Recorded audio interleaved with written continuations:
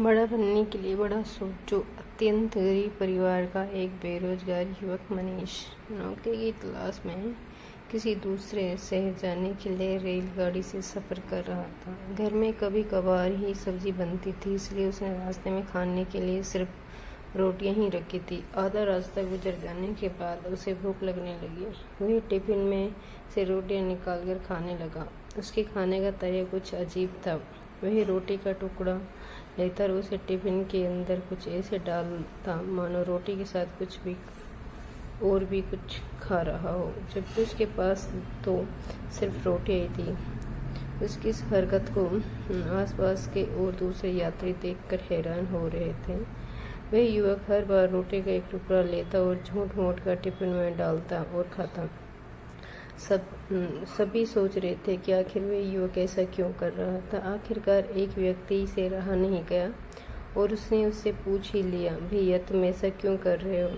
तुम्हारे पास सब्जी तो है ही नहीं, फिर रोटी के टुकड़े को हर बार खाली टिफिन में डालकर ऐसे खा रहे हो मानो उसमें सब्जी हो। तब उस युवक ने जवाब दिया, भैया इस खाली ढक्कन में सब्जी नहीं है, लेकिन मैं अपने मन में ये सोचकर खा रहा हूँ कि इसमें बहुत सारा अचार है, मैं अचार के साथ रोटी खा रहा हूँ। फिर व्यक्ति ने पूछा, खाली ढक्कन में अचार सोच के सूखी रोटी को खा रहे हो, तो क्या तुम्हें अचार का स्वाद आ रहा है?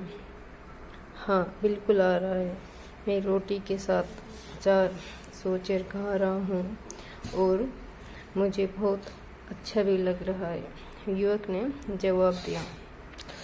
उसकी इस बात को आसपास के यात्रियों ने भी सुना और उन्हीं में से एक व्यक्ति बोला, जब सोचना ही था तो तुम अचार की जगह मटर पनीर सोचते, सही गोभी सोचते,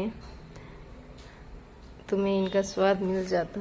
तुम्हारे कहने के मुताबिक तुमने अचार सोचा तो अचार का स्वाद आया, तो और स्वादिष्ट चीज़ों के बारे में सोचते तो उनका स्वाद आता। सोचना ही था तो भला छोटा क्यों सोचे, तुम्हें भी बड़ा सोचना चाहिए था।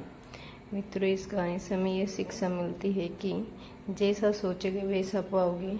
छोटी सोच होगी तो छोटा मिलेगा, बड़ी सोच होगी तो बड़ा मिलेगा। इसलिए जीवन में हमेशा बड़ा सोचो, बड़े सपने देखो तो हमेशा बड़ा ही पाओगे। छोटी सोच में ही उतनी ही ऊर्जा और समय खपत होगी जितनी बड़ी सोच में। इसलिए जब सोचना ही है तो हमेशा बड़ा सोचो। अगर दोस्तों कहानी पसंद आई हो तो लाइक से सब्सक्राइब जरूर करें।